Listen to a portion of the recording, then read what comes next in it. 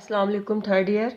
हम चैप्टर पढ़ रहे हैं टाइम सीरीज़ और चैप्टर टाइम सीरीज़ और टॉपिक है हमारा डीसीजनलाइजेशन ऑफ डाटा।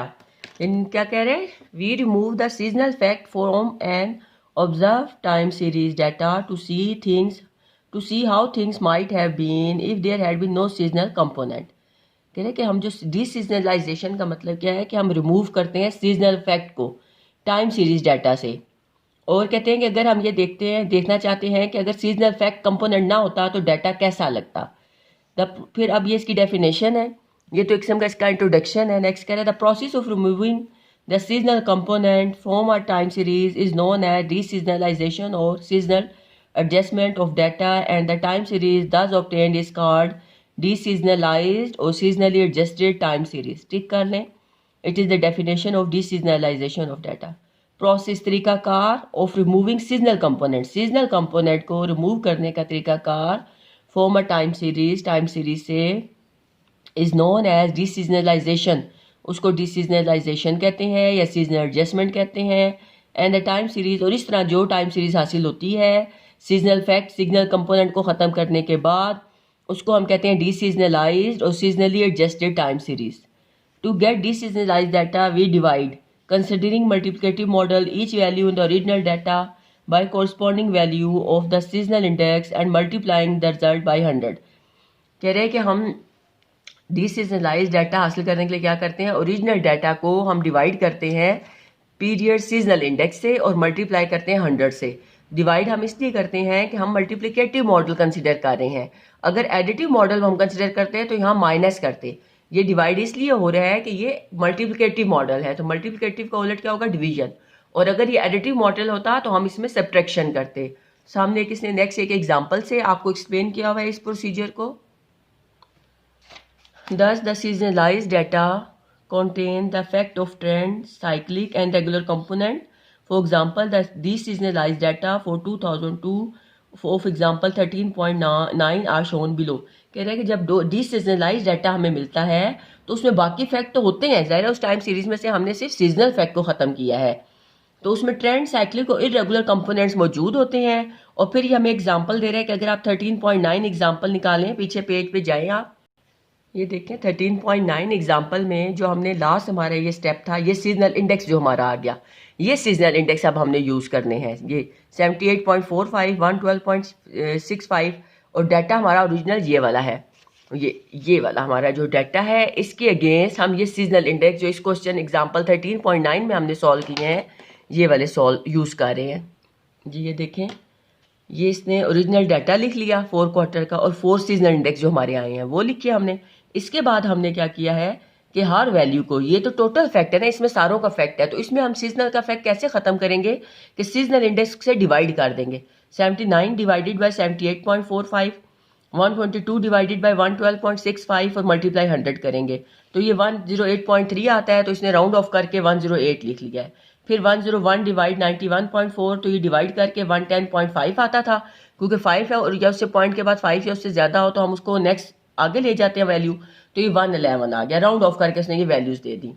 अब ये आपको एक्सप्लेन कर रहा है, ये जो है ये जस्ट एक्सप्लेनेशन है। कह रहा है अब अगर ये वैल्यूज़ देखें आप, तो ये 79 थी, ये 122 थी, तो ये तकरीबन कितनी हमारी बढ़ी है, 43 वैल्यूज़ बढ़ गई हैं, 43 बैग बढ़े हैं। ये क्या है, number of bags of fertiliser. First quarter से सेकंड में 43 बैग्स बढ़े हैं और यहाँ पे सेकंड से थर्ड में देखें तो हम 21 बैग बढ़े हैं। ये क्या एक्सप्लेनेशन दे रहा है, कह रहा है कि we find that the increase from the first quarter to the second quarter of 2002 expected on the basis of seasonal pattern is this. अब ये इसने कैसे निकाला है कि अब ये सीजनल, अगर सीजनल फैक्ट हम कंसिडर करें तो हम कैसे वैल्यूज़ निकालेंगे, ये इसने बताया हुआ है। एक्चुअली तो हम ऐसे निकालेंगे ना कि 122 माइनस 79 करेंगे तो 43 बैग्स आ गए। और ये फैक्ट इसने कैसे निकाला हुआ है, 122.65, ये जो सीजनल इंडेक्स आया है इस वैल्यू को डिवाइड किया 78.45 से, और जो वैल्यू आई है इसको मल्टीप्लाई किया 79 में से, और फिर उसको में से माइनस किया 79 को, तो ये हमारी 34 आए हैं। 34 यानी कि अगर सीजनल कह रहा है कि 3400 bags which is less than actual increase of 122 minus 79। Actual increase कैसे निकाला है, 122 माइनस 79 किया है, और ये जो है 34 आया है। कह रहा है कि ये जो है एक्चुअल इंक्रीज से कम है। 34 जो है, अगर ये सीजनल पैटर्न है कि अगर सीजनल फैक्ट हो तो ये वैल्यू इतनी आती हैं, और बाकी जो है यानी कि वो सीजनल फैक्ट की वजह से नहीं है। नेक्स्ट कह रहा है from the second quarter to the third quarter there is a decrease of 122 into 101। कह रहा है अब ये 122 से 101 हो गया है। अब ये कह रहे हैं कि अगर हम सेकंड से थर्ड में जाएं तो ये तकरीबन कम हुए हैं। यहाँ 122 बैग्स थे फर्टिलाइजर के, यहाँ 101 यानी 21 माइनस हो गए हैं।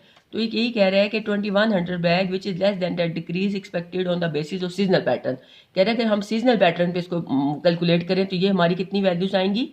उसी तरह 91.4 को डिवाइड किया 112.65 से, फिर इसको मल्टीप्लाई किया 122 को, और ये जो वैल्यू आई है इसको 122 में से माइनस किया।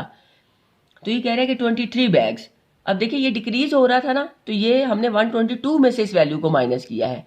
ऊपर इंक्रीज हो रहा था 79 से 122 इंक्रीज हो रहा था, तो हमने जो वैल्यू एक्सपेक्टेड आनी थी उसमें से 79 को माइनस किया है। तो यहाँ ये कह रहा है कि 23 बैग्स ऑफ फर्टिलाइजर, कि ये हमारे 23 बैग्स बनते हैं यहाँ पे। If there had no seasonal fact, कहता है अगर सीजनल फैक्ट ना होता तो यहाँ 23 बैग बनते थे। कहते हैं sales for the first quarter of 2020 would have been 101 bags of fertilizer. When the time series component follow the additive model, then the data deseasonalized by subtracting the seasonal fact from the corresponding original values। अब ये हमने जो सारा procedure पढ़ा है, ये हमने multiplicative model को हमने कहा डाटा फॉलो कर रहा है।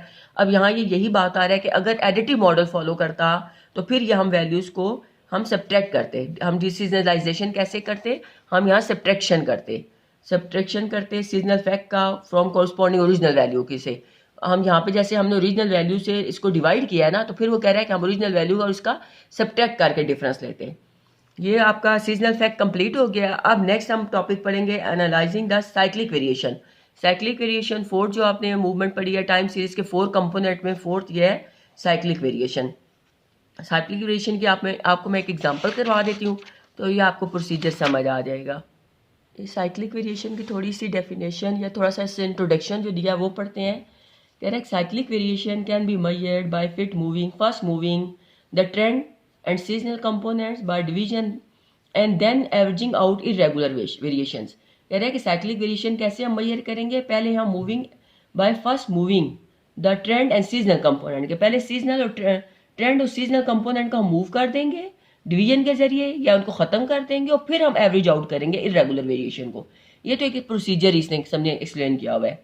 The simplest method of obtaining cyclic movement is called a residual method. इसे अंडर कर लें, लाइन कर लें कि साइक्लिक मूवमेंट को हासिल करने का या ऑब्टेन करने का simplest method is called residual method. और नेक्स्ट पेज पे अगर हम पढ़ें तो क्या कह रहा है पीछे, हम ये अगर आपसे पूछा जाए कि रेजिडुअल मेथड क्या है तो आपको पता होना चाहिए कि simplest method to calculate the irregular movement is called residual method. All these procedures given the same results. उसने अब डिफरेंट प्रोसीजर आपको बताए हैं, तरीकाकार बताए हैं रेगुलर मूवमेंट को कैलकुलेट करने के, और ये बता रहा है कि इनसे सेम रिजल्ट हमें हासिल होता है। In order to remove the irregular variation if any take an appropriate moving average of few months और quarters duration the resulting quantities in percentage from form are called cyclic relatives और percentages do not divide by I. क्या कह रहे हैं कि in order to remove the irregular variation, irregular variation का fact remove करने के लिए हम करते हैं इफ एनी, अगर हो, कह रहा है कि हमने रिमूव करना है इरेगुलर फैक्ट को अगर वो मौजूद हो। Take an appropriate moving average, हम मूविंग एवरेज लेंगे, फ्यू मंथ्स की लेंगे या क्वार्टर्स की लेंगे, और जो हमें रिजल्टिंग क्वांटिटीज आएंगी उनकी हम परसेंटेज ले लेंगे। तो इसको हम कहते हैं साइक्लिक रिलेटिव्स और परसेंटेज। साइक्लिक रिलेटिव्स और परसेंटेज कहलाता है, इसको हम कहते हैं।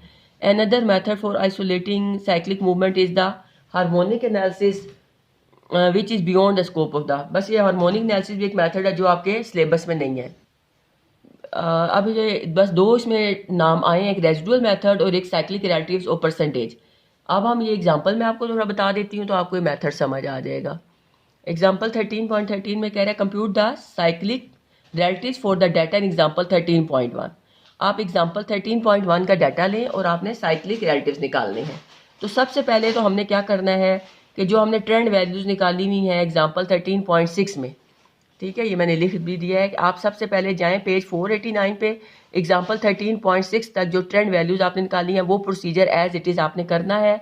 तो ये कॉलम 3 आपका आ जाएगा, ठीक है, यानी कि ये अंडरस्टूड है कि ये मेथड आपने पहले ये करना है।